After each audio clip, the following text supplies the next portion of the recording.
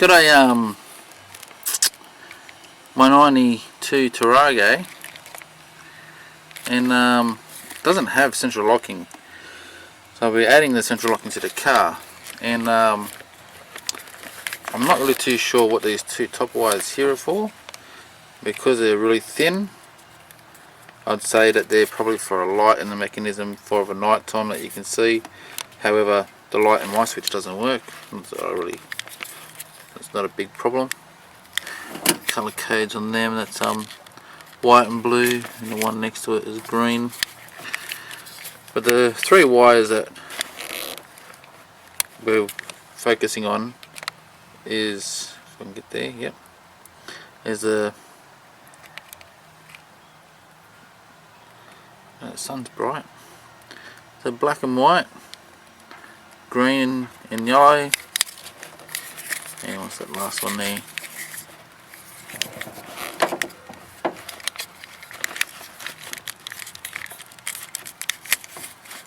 I think it's also just a solid green. Can't see any other colours on it. Anyway, you got the that's a bit better than there. This is your common, the white with black is your common, and if you join a wire from this one to this one, it locks the car, locks all the locks, and from a wire from this one here to that one there is to unlock the van rather. So it's quite simple, and where I'm putting the central locking mechanism is actually underneath where my fuse box is. You can see I've kind of like tucked it underneath there. It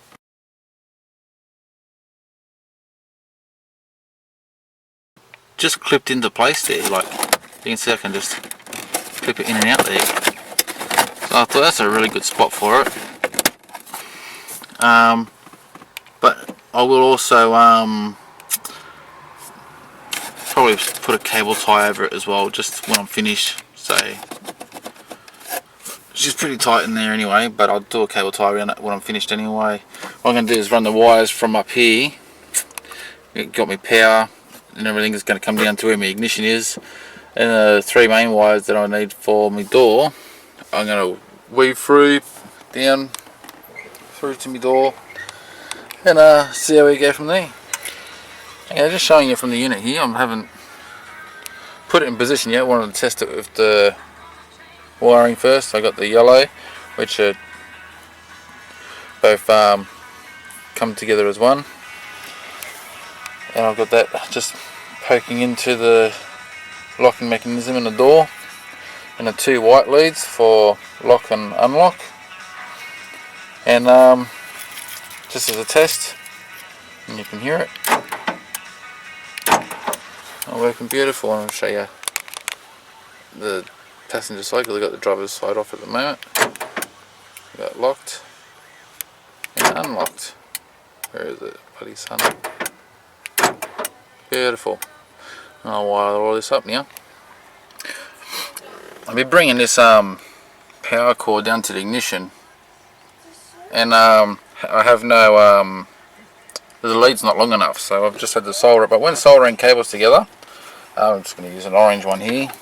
I don't have any red left, but always good idea to solder the wires together and then put a heat shrink over the top instead of using electrical tape. But electrical tape just as good, just I find that to be a bit more messier than using a heat shrink. Yeah, so I'll bring that through down to the ignition now, and so it comes with a fuse on it, so I needn't worry about having to put a fuse down anywhere else. Alright, on to the next part. Okay, what I'm going to do here, I can't get the wires into the door easily, but I found a better way. In this section here, goes this way. You have this plastic cover that covers in here, just inside the door joint there. So with a bit of persuasion you can get that plastic out. Just got to twist in the right areas to get it out. It's a bit of a trick. And you've got 110mm nut there. I'm going to undo that.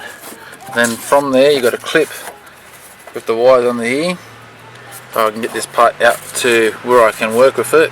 I'm going to solder the wires onto the central locking wires onto the wires I need for the door locking mechanism, which I know which colour wires they are from here. And I use a multimeter to make sure that they are the right wires before I go splicing and soldering. And that will save me having to put wires all the way through into the door to be able to get past this point here and up there. I'll need to take the guard off. I'm not going to do that. Okay, I've got the wires undone from there. The plugs are a bit of a doozy to undo, but what I'll do is I'll test these. I'll take a screenshot of that, and I'll just do a still picture of what wires to connect to, which you got this one is quite clearly marked, the black and white.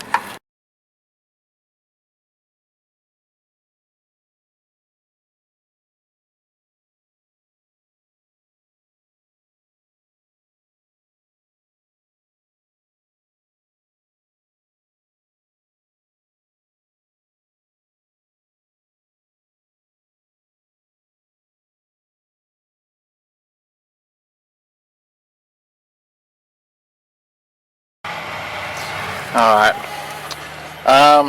my main problem with the indicators, I like the indicators to flash when I arm or disarm or lock or unlock the van, and draw to the schematics. It shows, see if I can show you here, whether it's through the